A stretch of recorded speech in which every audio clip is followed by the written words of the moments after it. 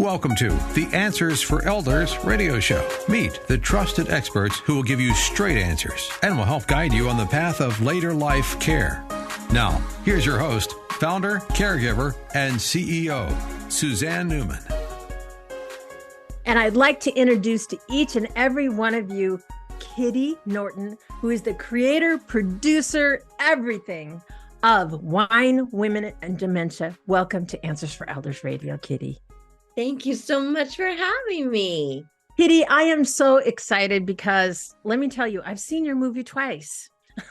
The first time I watched it, I was privileged enough to get a screening, and I sat down and I watched it, and I went through this feeling of 1 minute I was incredibly moved, like to the point of tears, because it was replaying my story. Many of us that go through, or the families that I work with every day.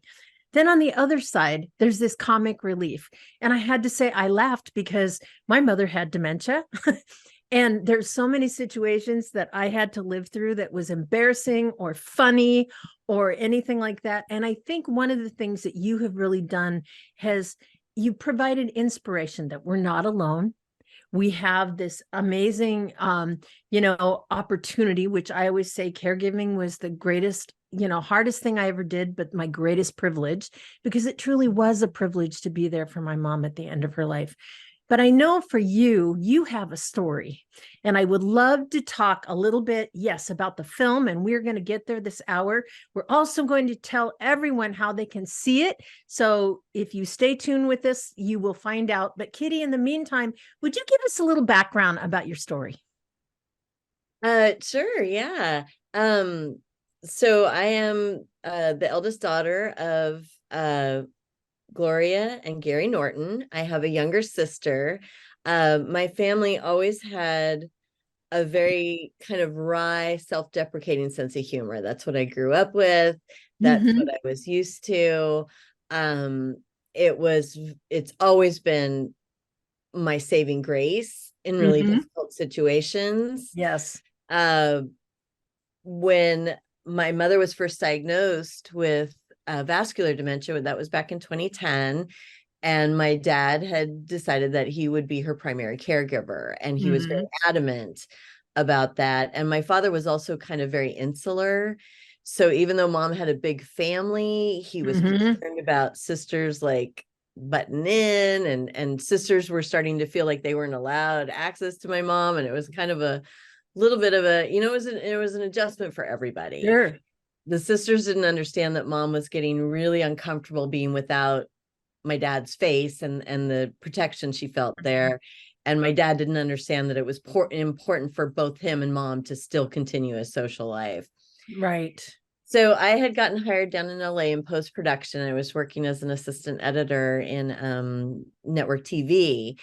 And in 2016, my father died rather suddenly. From pancreatic cancer, and it was, diagnosis to death was 3 weeks. So it was boom. Holy moly.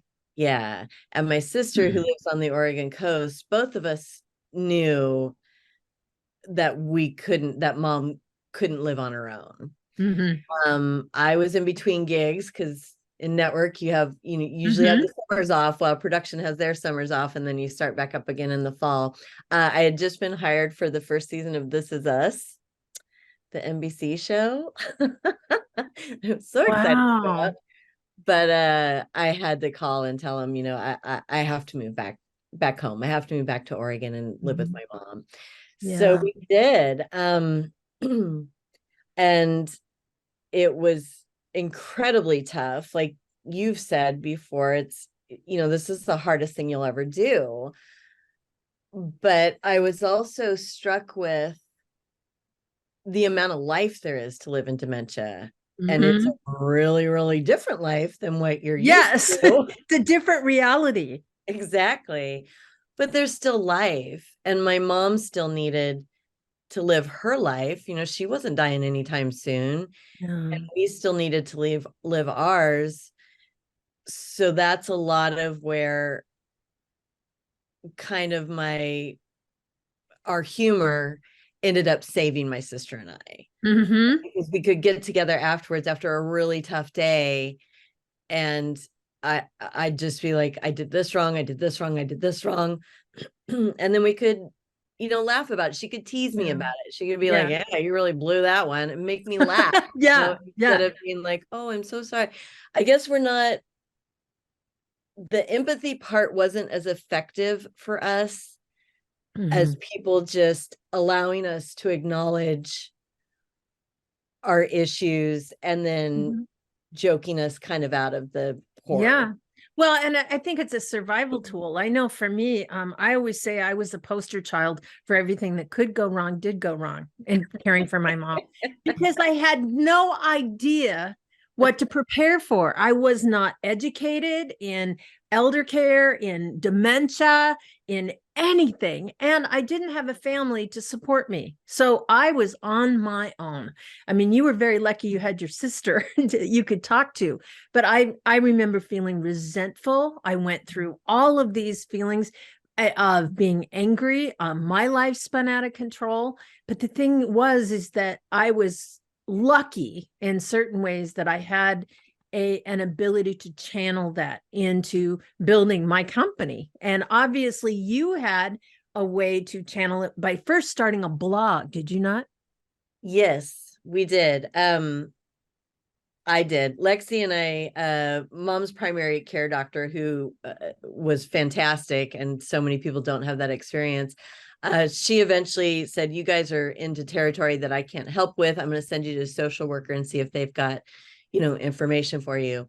So Lex and I trotted mom to the social worker and we sat there for an hour. And the social worker, I'd say, we're looking for something like this, to help. And we need something like this. And she'd be like, oh, okay, well, I haven't heard of that. And she'd be writing things down. And my sister, who has absolutely no patience whatsoever, would just be rolling her eyes. I was like, oh my God, I hope she's not noticing how dismissive Lexi is. Yeah. But eventually the woman said to me, you know so much about the local resources, you should write a blog. And I did. And you're going like, aren't I supposed to get advice from you? Yeah. It just goes to show you, Kitty, how often, we meet up with people. I remember so many incidents where, I'd go to a doctor and my mother would be sitting there and the doctor would talk to me and not to her. And it's like, yes, you had to be a little slower. You had to help her understand. But I felt so angry about that.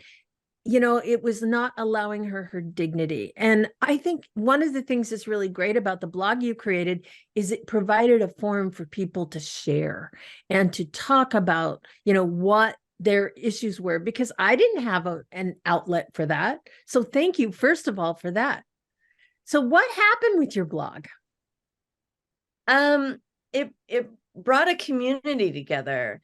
For one, I didn't write about the research. I didn't write about, all the latest stats. I wrote about day-to-day life with dementia. And I wrote about the funny parts. I wrote about the horrible parts. I just wrote about how it felt every day to be this person and to watch this happen to my mom and struggle to help her still find some sense of individualism in her life and love and laughter, of course. And I learned too by watching a movie that even though your mom was in progressed stages of dementia, she still had her humor. There's a banana scene in there that I love, and that's all I'm going to say about the movie. But the thing is, she's laughing, and bless your heart for doing and finding ways for her to find joy and humor. Yeah. And some of it was like you had to use dementia against itself. Yeah. Like we gave her one of those cards that you open and sings once for like Mother's Day. And I noticed that at mealtime, we'd have it sitting up and she'd look at it and she'd open it and it'd start singing. She'd just giggle, giggle, giggle. And then she'd put it down. So then 5 minutes later, I'd pick it up. I'd put it in front of her. I'd give her a couple of minutes. She'd pick it up. She'd open it up. It'd sing. She'd giggle, giggle, giggle. It was like all new all the time, Yeah. And that's so important. And, Kitty and I, we're going to be back and we're going to be sharing this hour about Kitty's movie, Wine, Women, and Dementia, right after this.